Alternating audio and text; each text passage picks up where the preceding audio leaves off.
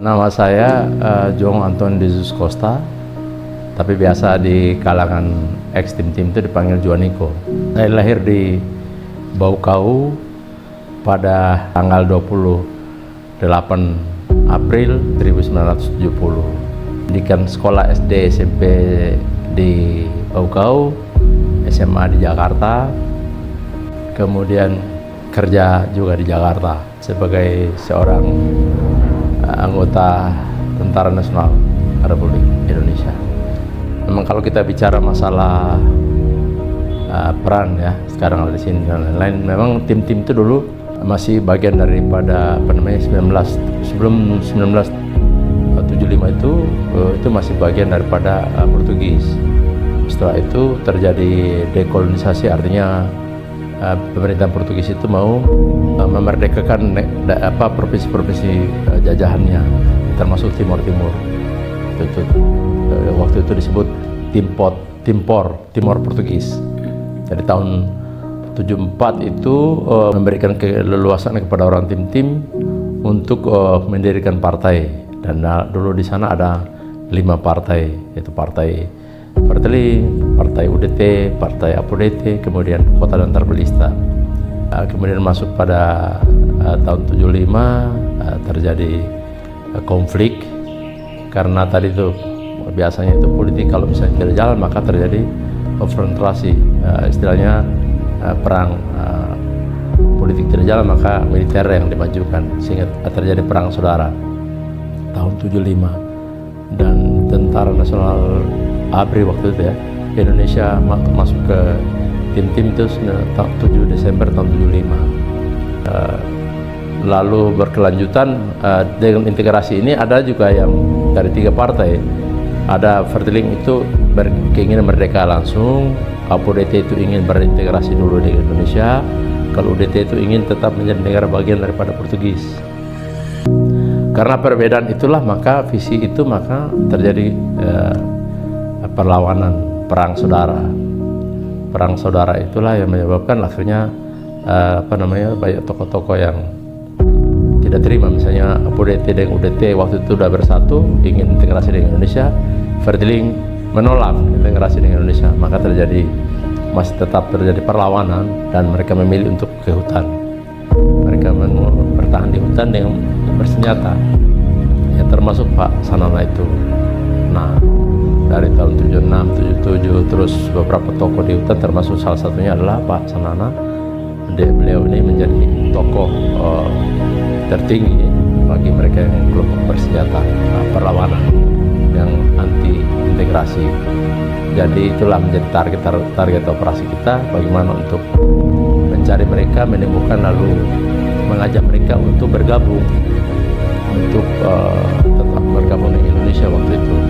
Kebetulan saya bergabung di Satgas Pasus 10, tugas di sana, dan Kopassus di sana itu tugasnya adalah di bidang operasi maupun intelijen, dan saya bagian bergabung di Satgas intelijennya. Jadi kami mendarat tanggal 1 Oktober 1992, kemudian melaksanakan tugas pada tanggal 20 November 1992 pagi jam 6:30 kami bersama tim ya, rombongan melakukan penyergapan di rumah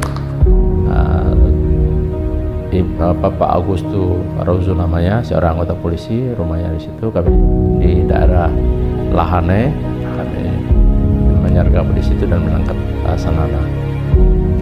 Dan saya orang pertama yang buka, beliau kan sembunyi di dalam lubang. Jadi di rumah itu di dalam lemari, terus bawahnya ada lubang, sembunyi di dalam itu. Saya menangkap dia, terus keluar. Dari hasil itu saya dapat dengan teman-teman ya, itu Satgas Pasus yang ada di Kolmera itu mendapatkan kenaikan pangkat luar biasa. Kemudian dengan menangkap tokoh utama atau tokoh sentral daripada gerakan pengacau keamanan itu ya, di sana itu yang Sanana itu dari masyarakat, pemerintah Timur Timur maupun DPR ya, Dewan Perwakilan Rakyat Timur Timur atas nama masyarakat Tim memberikan ucapan terima kasih kepada Satgas Pasus yang pada waktu itu menangkap Sanana. Saat itu ya kami dari pasukan khusus ya, saya latar belakangnya dari Kopassus, pasukan khusus, di mana kami kan bukan hanya latihan itu belajar tentang ilmu perang saja, tetapi bagaimana hukum perang juga. Untuk itu di mana bila menangkap seseorang yang apabila dia tidak melakukan perlawanan, maka kita tentu tidak boleh langsung menembak atau membunuh. Dia mau beraksi, tapi saya bilang sebaiknya tidak usah, karena kalau Anda bergerak pasti mati.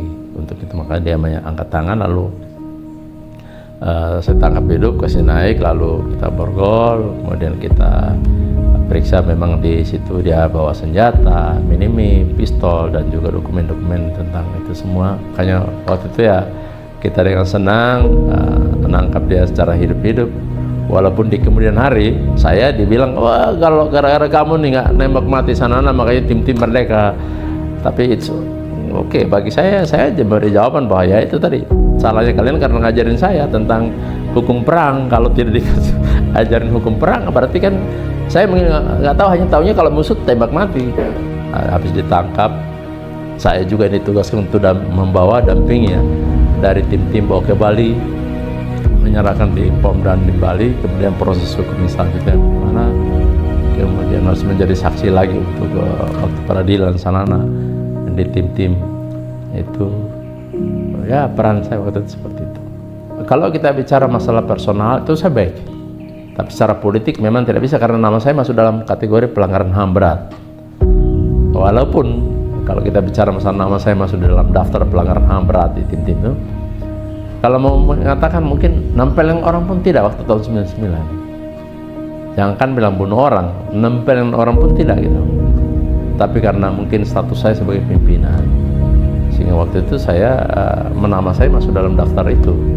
Jadi kalau misalnya mau jujurnya, misalnya mau ada penyelidikan waktu itu, misalnya mereka sebelum memasukkan nama saya dalam daftar pelanggaran HAM berat tim, maka tentu pasti banyak yang menjadi saksi karena waktu itu saya menyelamatkan banyak orang, bawa dari Dili ke Bokau, kemudian memberi kebebasan mereka untuk silakan kalau ada yang tidak punya keluarga di Bokau mau ke Indonesia silakan, ada pesawat, ada kapal laut yang silakan mereka gunakan. Yang ada yang punya punya keluarga di sini silakan ke rumah keluarganya, dan saya memberi kebebasan itu. Hanya mau menyampaikan sesuatu, saya hanya mau bilang begini, saya sempat pesan bahwa kalau bisa ya ciptakanlah kondisi tim itu menjadi daerah yang nyaman bagi semua orang tim.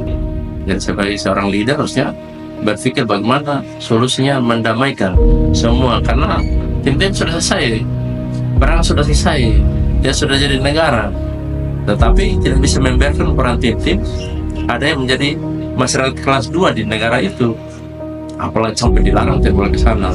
Jadi harapan saya sebenarnya gitu. Tahun 2000 saya orang pertama yang sponsor untuk terjadinya rekonsiliasi. Pada tanggal 22 April tahun 2000 saya kesana. Saya bawa tim perwakilan dari BKK, Bau dan Los Palos. Nah, saya bawa kesana untuk kami adakan pertemuan di Sergio Melo waktu itu sebagai ketua Untaya. Di sana saya bertemu dengan mereka. Kami ini habis itu ketemu Sanana, Ramzorta dan lain-lain.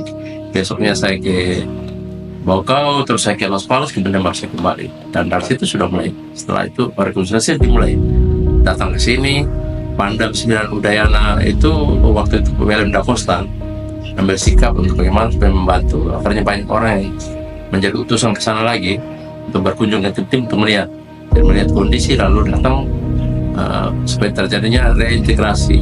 Jadi alam masyarakat yang mau kembali fasilitasi untuk kembali bekerja sama dengan ASEAN waktu itu. Jadi kondisi kita sampai dengan detik ini, jadi kita tetap berharap supaya adanya rekonsiliasi. Bukan berarti bahwa orang yang sudah memilih menjadi warga negara Indonesia kembali ke tim, bukan. Tetapi setidaknya sewaktu-waktu kalau dia ingin ke tim ke kampung halamannya, dia bisa, dan dia merasa bahwa dia adalah orang sana dan dia ada kebebasan, jangan ada intimidasi dan lain-lain. Kan itu sebenarnya. begitu.